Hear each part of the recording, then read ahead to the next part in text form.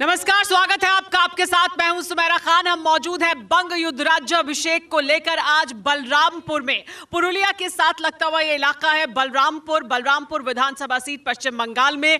यहां पर बड़ी संख्या में लोग हमारे साथ जुड़ चुके हैं और नेता भी। तो आइए शुरुआत करते हैं चर्चा की कि क्या है मुद्दे बलरामपुर के और कैसे वो तमाम मुद्दे जो राजनीतिक दल उठा रहे हैं राष्ट्रीय स्तर पर, पश्चिम बंगाल के स्तर पर, चाहे वो बीजेपी हो, टीएमसी हो या महाजोत हो, उन मुद्दों का कितना असर बलरामपुर में दिखाई दे रहा है। तो हमारे साथ जो नेता मौजूद हैं, आइए उनसे आपको मिलवा देते हैं।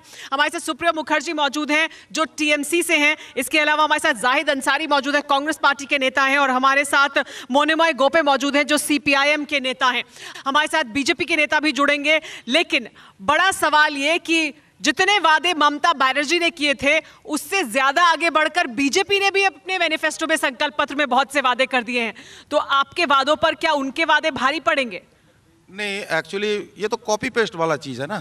तो ये तो हम लोग का यहाँ चलता है ना, टुकली करके जो पास होता है। हम कुछ मैनिफेस्टो में डाल दिए, उसको टुकली करके, मतलब कॉपी जो करता है ना इंग्लिश में, वो कॉपी करके उसका एक ठो ये निकाल दिया। नहीं, कैसे कॉपी कैसे किया? उन्होंने बहुत कुछ अलग किया। महिलाओं के लिए उन्होंने बहुत कुछ अलग बताया। महिला के लिए जो बोला है 33% जो संरक्षण का बात बोले हैं, 7वें वेतन आयोग की बात बोली है, 33% रिजर्वेशन की बात बोली है, महिला बटालियन अलग से बनाने की बात बोली है। महिलाओं के लिए बहुत कुछ करने के लिए कहा है उन्होंने। बहुत सी ऐसी जातियां हैं जिनको शामिल किया जाएगा, जिन्हें ओबीसी का दर्जा दिया जाएगा। खासतौर पर इस इलाके में भी उसका प्रभाव होगा। एक्चुअली महिला लोग के लिए, मतलब बीजेपी पता नहीं आज पहली बार शायद सोच रही है, क्योंकि उत्तर प्रदेश में जो चल रहा है, महिला लोग के ऊपर जो होता है, जो रेप होता है, उसका मर्डर होता है, उसका मतलब जो डीएम खड़ा होके खुद सैनिटाइजर डाल के जला देता है। एक्चुअली हम बोल रहे हैं तो महिला लोग के लिए बीजेपी कुछ बोले, ये एकदम बेकार का बात है। पश्चिम बंगाल में क्राइम अगेंस्ट वुमेन नहीं है, महिलाओं के खिलाफ अपराध यहाँ नहीं है। सबसे कम महिला के ऊपर क्राइम वेस्ट बंगाल में। अभी पूछ रहे थे, महिलाओं के खिलाफ अपराध पश्चिम बंगाल में नहीं हो रहा है, सब सुरक्षित है। महिला का है, होता है, क्यों नहीं होता है। बहुत सी जगह में रेप हो रहा है, जैसे कलकत्ता में हुआ, पार्क स्ट्रीट में हुआ, कांड बहुत सा हुआ है। सॉल्व हो ही नहीं रहा, धमका के उसको घर में घुसा दे रहा। पश्चिम बंगाल बीजेपी और टीएमसी दोनों एक ही है, एक ही सिक्का का दोनों पहलू है। तो आपको कोई चुने, आपको पश्चिम बंगाल के लोग चुने, आपके सिक्के का पहलू अलग कैसे आप बताएंगे यहाँ पर लोगों को? देखिए, कांग्रेस का आप रिकॉर्ड देखिए, कांग्रेस का हर एक चीज़ जो बोलता है हमारे राहुल जी 100% वो होता है। आज से आप राहुल गांधी का एक एक स्टेटमेंट आप निकाल के देख लीजिए। जो बोला था नोटबंदी के समय, आपका जीएसटी के समय, जो भी टाइम जो भी बोला है, हर एक बात वो आज के दिन में प्रेजेंट में हो रहा है। आप कांग्रेस अपनी पार्टी के बारे में तो नहीं बताते हैं वो अपनी पार्टी में क्या कुछ हो रहा है। आपकी पार्टी में भी तो बहुत कुछ चल रहा है। यहाँ पर प्रचार करने के लिए नहीं आई है प्रियंका गांधी, आसाम कई बार जा चुकी हैं, तो क्यों ऐसा हो रहा है? देखिए, यहाँ का आसाम का डिफरेंस है। यहाँ पे पश्चिम बंगाल में कांग्रेस और वाम का साथ जोट है, इसलिए थोड़ा प्रॉब्लम है, इसलिए नहीं आ सकती। प्रॉब्लम घर में है कि प्रॉब्लम पार्टी के भीतर है, ये बड़े सवाल है जरूर। लेकिन आपका तो ठीक ठाक प्रभाव हुआ करता था इस इलाके में। अब क्या जवाब है? क्या बीजेपी और टीएमसी जिस तरह से, जिस जोश के साथ चुनाव मैदान में है, आप तो कहीं दिखाई नहीं देते। कैसे सामना करेंगे? इतने वादे कर लिए हैं टीएमसी ने भी और बीजेपी ने भी। क्या बोल रहे हैं आप? हम लोग को दिखाई नहीं देता। 28 फरवरी लास्ट जो ब्रिगेड हुआ, आज तक का सबसे बड़ा समावेश था वो। उसके बाद जो हुआ नरेंद्र मोदी का समावेश, फीका था उसके सामने। बांकुड़ा में तो बहुत हुआ। ये तो बांकुड़ा से लगता हुआ इलाका है। बांकुड़ा में तो बहुत लोग पहुंचे प्रधानमंत्री मोदी को सुनने के लिए। मोदी बोले थे बांकुड़ा मिनी ब्रिगेड है। ब्रिगेड में कैसे समावेश होता है बीजेपी को नहीं पता है। ब्रिगेड वामपंथी के लिए है। तो ब्रिगेड में तो आपकी तब भी रैलियां हो रही थी जब आप सत्ता से बाहर हो गए थे। हाँ, ठीक है, हो रही थी। तो ये अलग थी, ये हम लोग का प्योर जमावत था, एकदम प्योर। और जो महिला के लिए बोले, जब सत्ता से बाहर हुए तब ब्रिगेड की रैली में लोग नहीं आए थे? तब भी ब्रिगेड की रैली में लोग आ रहे थे आपके साथ, तो लोग तब भी खड़े हुए दिखाई दे रहे थे। पर सत्ता से बाहर हो गए और 10 साल से सत्ता से बाहर हैं आप। ठीक है, कारण है ये तृणमूल का कुछ संतरास का कारण है। वो जो बोला महिला के लिए, यूपी के लाइन में अभी वेस्ट बंगाल है। यूपी और वेस्ट बंगाल एक ही है महिला के लिए अपराधी में। पिछले 11 साल में पार्क स्ट्रीट देखिए, कामनूनी देखिए, हजारों उदाहरण है। एक ही है। आप लोग बार बार सवाल उठाते हैं कि सोनार बांग्ला बनाने से पहले सोनार उत्तर प्रदेश बनाइए, सोनार देश बनाइए, लेकिन यहीं पर आप ही के साथी हैं, वो बता रहे हैं कि कैसे यहाँ पर कौन सा महिलाओं के लिए सुरक्षित है। कहाँ सुरक्षा नहीं है? आप पुरुलिया का कोलकाता के पार्क स्ट्रीट जब सुरक्षित नहीं है तो फिर यहाँ हम कैसे बात कर सकते हैं? एक्सेप्शनल एक घटना हुआ है, लेकिन आप बलरामपुर में देखिए, यहाँ रात 8 बजे जाइए, 9 बजे जाइए, 10 बजे जाइए, 11 बजे जाइए, जहाँ भी घूमिए कोई प्रॉब्लम नहीं है। अब देखिए जंगलमल में जाइए, घूमिए, कहाँ प्रॉब्लम? गौतम कुंडू जी भी हमारे साथ जुड़ गए हैं, बीजेपी के नेता। गौतम कुंडू जी, महिलाओं के लिए बिल्कुल सुरक्षित है, ये इलाका भी सुरक्षित है महिलाओं के लिए? महिला के लिए तो सुरक्षित है ही नहीं। उसका बाद इन लोग का जो गुंडागर्दी है, उस गुंडागर्दी में हमारा घर तोड़ दिया है, घर तोड़ दिया है। उसका पिक्चर देखिए, 1 नंबर पिक्चर देखिए, इसको नोट कीजिए। हमारा घर है गुंडा, सबसे बड़ा बात है। और ये जब प्रकाश दिवालोक में अगर ये गुंडागर्दी करके आपके घर को तोड़ दिया, एकदम तो तोड़ दिया है। अच्छा, सबसे बड़ा बात है ये तो है। तो उसका बाद अब सोचिए कि गांव-गंज में जो आदिवासी महिला रहेगा, ये रहेगा, सब कुछ रहेगा, तो उसमें कितना वो असंकोच शामिल कर सकता है, अब सोच रहा है। पर एक बात बताइए, कानून व्यवस्था का तो सवाल है ना, पर्सनल प्रॉब्लम छोड़िए, आप कानून व्यवस्था का सवाल है कि कोई एक नेता है, कोई एक व्यक्ति है, उसके घर में जाकर तोड़फोड़ कर दी जाए तो जिम्मेदार लोगों को पकड़ना चाहिए। यहाँ पर जो जिस तरह की रक्त रंजित राजनीति देखने को मिलती है, राजनीतिक हत्याएं देखने को मिलती है, उसके लिए तो प्रशासन ही जिम्मेदार है ना। तृणमूल गवर्नमेंट का टाइम अगर कोई प्रॉब्लम कहाँ ये होगा तो आप पुलिस खुला रहता है। पहले तो बम जमाना में पुलिस चौकी में घुसने नहीं देते थे। बम जमाने से क्यों तुलना करते हैं? तृणमूल का टाइम में आया जो पुलिस के साथ आम पब्लिक बातचीत कर रहा है। जब यहाँ विमलम महांती का जमाना था, जब सीपीएम का टाइम, मोनिंदो गोप का जमाना, तब ये आदमी कहाँ थे, कहाँ थे उस टाइम आदमी? मैडम जी, इस तृणमूल का अमल में हम थाने पे 700 एप्लीकेशन किया है। 7 बार एप्लीकेशन का बाद ये एप्लीकेशन वो लिख किया है। लेकिन जहाँ पर माने टॉर्चर का बात है, जहाँ पर ये एक्सरे का रिपोर्ट है, सब कुछ, फिर भी उन लोग केस नहीं किया है, क्रिमिनल केस नहीं किया है। जिन लोग ने किया है ये है, तो ये सब। इसी पर लेफ्ट की भी प्रतिक्रिया ले लेते हैं, फिर इसी पर आपकी टीएमसी की प्रतिक्रिया लेंगे। वो कह रहे हैं कि आपके राज में तो लोग पुलिस के पास जाने की हिम्मत नहीं करते थे, विकास नहीं था यहाँ पर 10 साल में टीएमसी ने, और ये वो इलाका है जो माओवाद से बुरी तरह प्रभावित इलाका था, माओवाद को खत्म कर दिया टीएमसी ने। क्या उसकी जिम्मेदारी उनकी बनती है और आप लोगों के राज में ऐसा नहीं हो पाया, क्यों नहीं हो पाया? एक बात बोलना चाहेंगे हम नवबंधु माली जी से, जब अभी तृणमूल का जो ऑर्गेनाइजेशन है वो पुलिस चला रहे हैं, एसपी डिस्ट्रिक्ट प्रेसिडेंट है और ओसी ब्लॉक प्रेसिडेंट है। ये हुआ पुलिस और तृणमूल का पूरा रिलेशन। हम लोग सभी जानते हैं, जब नेता के पास खबर नहीं पहुंचा लेकिन ओसी के पास पहुंच जाता है खबर। क्या प्लानिंग है, क्या कुछ नहीं है। आप अपने बारे में बताएंगे, आपके कार्यकाल में क्या था यहाँ पर हाल? सब जानते होंगे क्या था। खुद एकदम पूरा शांति बाजार था। या शांति बाजार था? ये यहाँ से बहुत दूर नहीं है, अयोध्या का जो पहाड़ है, वहां पर क्या हाल था माओवाद का? आप उसके बारे में बताइए ना। माओवादी जितना था वो आप जानते हैं, अभी सब तृणमूल है। लेकिन उनको मेन स्ट्रीम में लेकर आए, उसकी जिम्मेदारी क्या नहीं बनती है? आप लोग नहीं लाए मेन स्ट्रीम में। अभी सब तृणमूल है, जितना भी माओवादी था अभी सब तृणमूल है। इसीलिए अभी माओवादी के कारण सबको नौकरी मिल रहा है। अब देखिए झाड़ग्राम में आदिवासी मूलवासी जनगणना कमेटी का जो हेड है छत्रधर महतो, रेल एक्सीडेंट करवाया, 300 आदमी मारा गया, लेकिन उनको क्या अभी बात कर लेते हैं। क्या यहाँ पर आम लोगों से बात करते हैं, क्या आदिवासियों को या जो यहाँ पर माओवादी थे उनको मेन स्ट्रीम में लेकर आए टीएमसी या नहीं लेकर आई? क्या चीज बोले? क्या मेन स्ट्रीम में लेकर आई, जो माओवाद से प्रभावित इलाका था उसे, यहाँ का पूरे इलाके को मेन स्ट्रीम में लेकर आए क्या? नहीं, उन लोग को तो नौकरी दे दिया उन लोग तो। वो माओवादी तो उन्हीं लोग तो है, जितना टीएमसी है वही माओवादी है। अच्छा, अब सब टीएमसी माओवादी, ऐसा है क्या? आपको किसी को कुछ कहना है? अच्छा, आप तो टीएमसी से ही हैं, बताइए। वो तो आरोप लगा रहे हैं कि टीएमसी माओवादी है, उनको शामिल कर लिया, उनको पद दे दिए, उनको नौकरी दे दी। यहाँ पर जो हालत था, इतना आप अभी प्रोग्राम कर रहे हैं ना, बलरामपुर में आज कुछ साल पहले जब टीएमसी नहीं था तब यहाँ पर आपको प्रोग्राम कुछ भी नहीं कर सकते थे। इतना टाइम में 5 बज गया, मतलब सब कुछ बंद। आज वो लोग को अगर मेन स्ट्रीम में लाया गया है तो हम लोग को तो यहाँ पर तो शांति मिला है। अगर किसी भी तरह से ये होता है तो क्या 5 बजे के बाद सब कुछ बंद हो जाता था? 10 साल पहले 5 बजे के बाद सब कुछ बंद हो जाता था। ठीक है, बीजेपी शांति है, टीएमसी शांति में रहता है, यहाँ शांति में रहता है। आपका क्या कहना है? 5-10 साल पहले क्या था यहाँ पे? 5 बजे सब बंद हो जाता था? हाँ, बंद होता था। अभी क्या हाल है? अभी भी ऐसा होता है, बंद हो जाता है सब कुछ, कि खुला रहता है? बंद। आपको कुछ कहना है? हम बोल रहा कि 2 साल पहले मालवादी था तो वो लोग को मेन स्ट्रीम में लाके कुछ तो शांति हुआ है, लेकिन ये जो अभी पॉलिटिशियन का जो यह है, जो उन लोग का संतरास है, वो उसके कुछ तो खराब है उन लोग का। मतलब काम हुआ है लेकिन इतना नहीं हुआ कि विकास हो तेजी से इस इलाके का।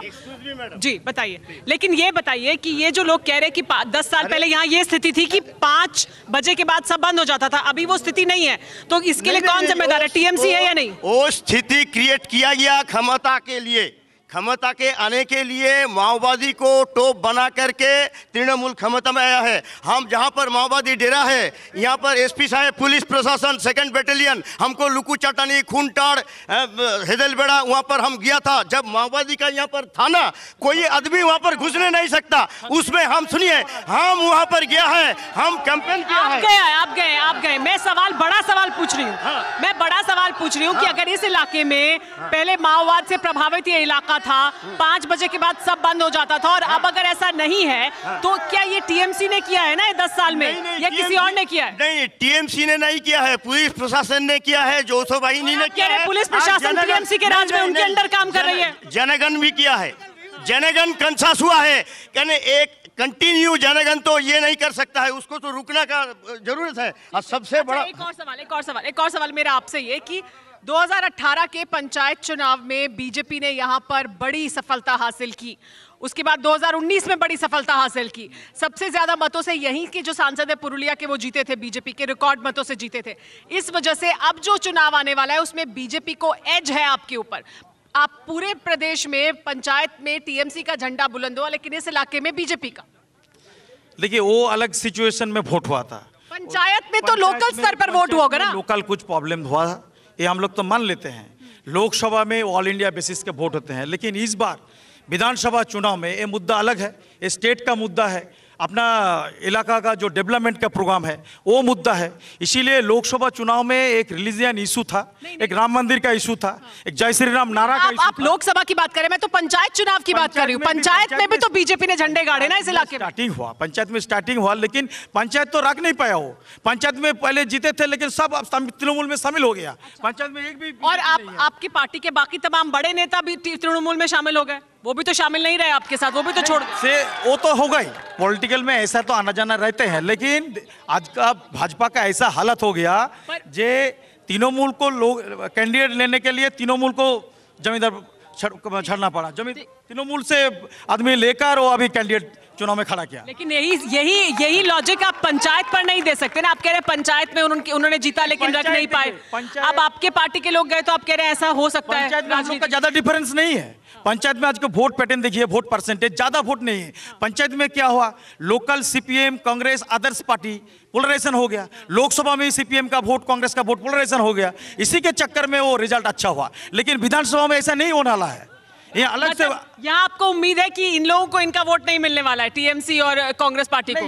बीजेपी में जो वोट प्लस था वो बीजेपी में वोट प्लस नहीं होगा, वो सीपीएम अपना वोट पकड़ के रखेगी। आप क्या, अच्छा तो आपको भरोसा सीपीएम पर है कि वो अपना वोट पकड़ कर रखेंगी तो हम जीत जाएंगे। आप अपना वोट पकड़ कर रख पाएंगे क्या? क्योंकि आप ही का वोट गया था बीजेपी के पास, आपके सहारे हैं ममता बनर्जी। क्या देखिए ये गलत बात है, ये गलत बात है। और बीजेपी को राज्य में लाया तृणमूल 98 में फ्रॉड में लेके लड़ाई 2019 में तो आपका वोट गया ना उनके पास।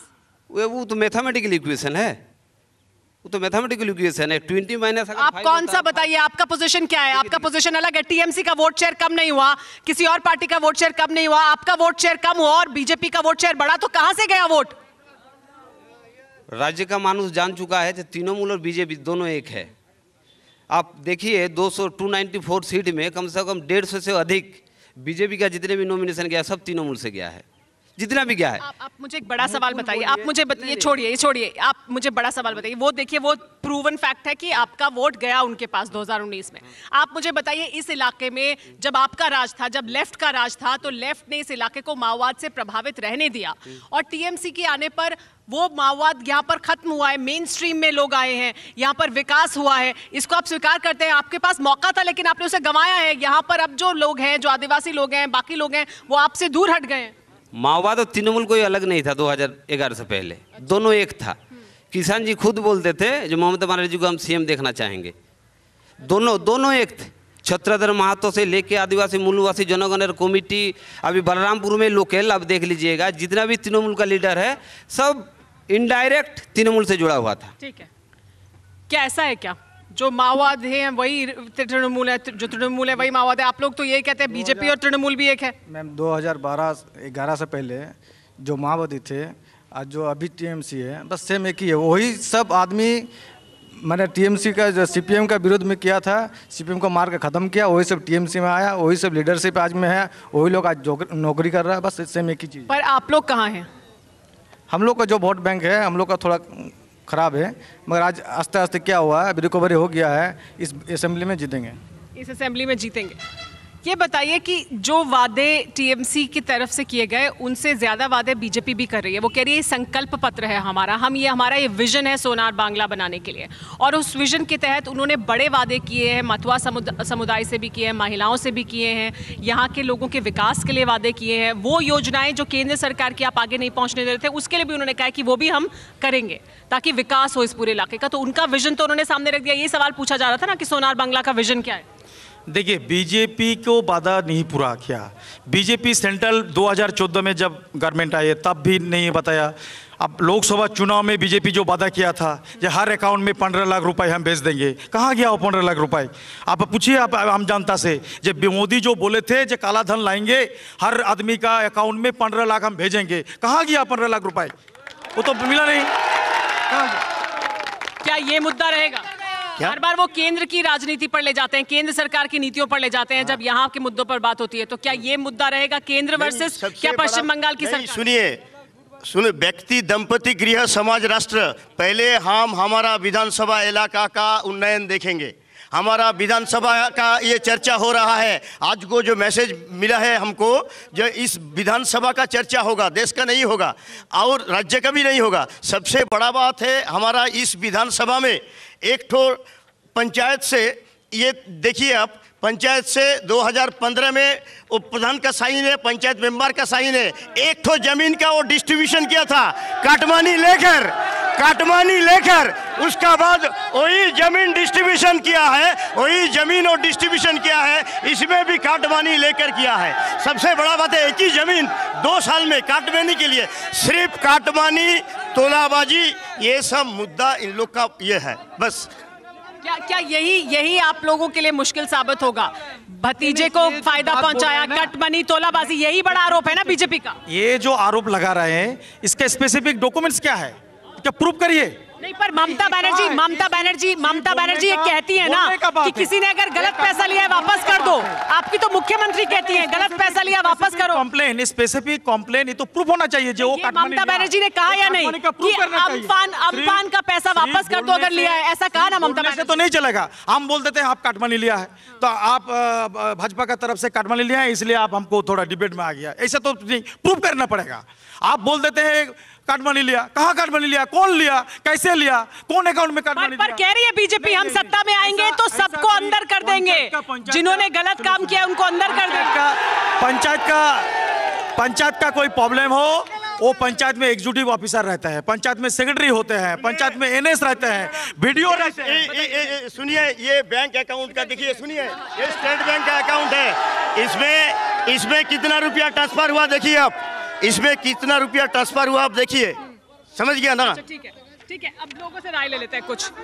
क्या यहाँ पर रोजगार बड़ा मुद्दा है? आपके लिए क्या बड़ा मुद्दा है? विकास, रोजगार, या ये कट मनी, तोलाबाजी, ये बड़े मुद्दे हैं? नहीं, ये तो कोई मुद्दा नहीं है। क्या मुद्दा है आपके मुताबिक? किस पर आप वोट करेंगे? हम लोग देखेंगे, हम लोग का जो विधानसभा है, ठीक है, हम लोग डेवलप देख रहे हैं, क्या कर रहा नहीं कर रहा गरीब के लिए, और कन्याश्री जो है, जुबोश्री है, जो जोहर है, हम लोग का विकास चाहिए, यहाँ विकास चाहिए, विकास चाहिए। आपको कुछ कहना है? क्या चाहिए यहाँ पे, क्या चाहिए? यहाँ पर बहुत काम हुआ है, धीरे धीरे करके होगा, ठीक है, और बाकी आगे भी चल रहा है, और हम बोलना चाहेंगे कि धीरे धीरे होगा। और कट मनी का जो एग्जाम लगा रहे हैं तो प्रूफ होना चाहिए, बिना प्रूफ के नहीं लगा। टीएमसी के समर्थक हैं वो तो। आप बताइए, कोई बात करेगा इधर से? कोई किसी को बात करनी है, कुछ रखनी है अपनी बात? आप बताओ क्या है मुद्दा यहाँ का? किसका? यहाँ क्या मुद्दा है, किस मुद्दे पर लोग वोट करेंगे, क्या मुद्दा सबसे बड़ा मुद्दा है? यहाँ रोजगार होना चाहिए। जो बीजेपी ने किया, मोदी जी ने विकास को लेकर आगे बढ़ रहा है, उसी मदद से वोट हो रहा है। सबका विकास, सबका साथ, सबका विश्वास, इसी के ऊपर लोकसभा जीते हैं और विधानसभा जीतेंगे। क्यों कि मोदी जी जो काम किए हैं वो ये लोग सिर्फ भावताबाजी कर रहे हैं कि 15 लाख रुपए, 15 लाख नहीं, मैं पूछता हूँ जो टीएमसी से जो खड़े हुए हैं, जो आप जिनसे भाषण कर रहे हैं, वे भी बीजेपी में खड़े होकर के भ्रष्टाचार के कारण बीजेपी से निकाल दिए गए, तब वो भी आज टीएमसी में है। ठीक है, सबका साथ, सबका विकास, सबका विश्वास। प्रधानमंत्री नरेंद्र मोदी का जो चेहरा है और उनका जो कद है, क्या वो भारी पड़ेगा? सबका साथ सबका विकास कहाँ हुआ? पहले ये तो बताइए, सबका साथ सब मोदी जी बोले थे जे आम साल में 2 कोटी बेकार युवक को काम दिलाएंगे। मेरा सवाल सुनिए, आप ये सवाल पूछ रहे हैं कि ममता बनर्जी के सामने पश्चिम बंगाल में कौन सा चेहरा है? ममता बनर्जी के सामने क्या नरेंद्र मोदी का जब चेहरा आएगा तो वो भारी पड़ेगा क्या? नहीं, कोई भारी नहीं पड़ेगा, क्योंकि बंगाल का जनता ममता बनर्जी को ज्यादा पसंद करते हैं। ममता बनर्जी जो कहते हैं, ममता बनर्जी जो काम में करते हैं। मोदी जी सिर्फ भाषण देते हैं, ममता बनर्जी रेशन देते हैं। अच्छा ठीक है, ये मुद्दा है, टीएमसी का यही मुद्दा है कि हम भाषण नहीं, हम राशन दे रहे हैं, लेकिन राशन देने का वादा और तमाम वादे बीजेपी ने भी किए हैं। अब देखना यह है कि मैनिफेस्टो के अलावा और वो कौन से तमाम मुद्दे हैं जिन पर स्थानीय मुद्दों से प्रभावित होकर लोग मतदान करेंगे या नहीं, या ये जो बड़े मुद्दे जो छाए हुए हैं पश्चिम बंगाल की राजनीति में, वही यहाँ पर भी बलरामपुर में भी मतदाताओं को प्रभावित करेंगे। फिलहाल बंग युद्ध किसका होगा राज्याभिषेक में, आज के लिए इतना ही। कल फिर होगी मुलाकात एक और विधानसभा सीट पर पश्चिम बंगाल की।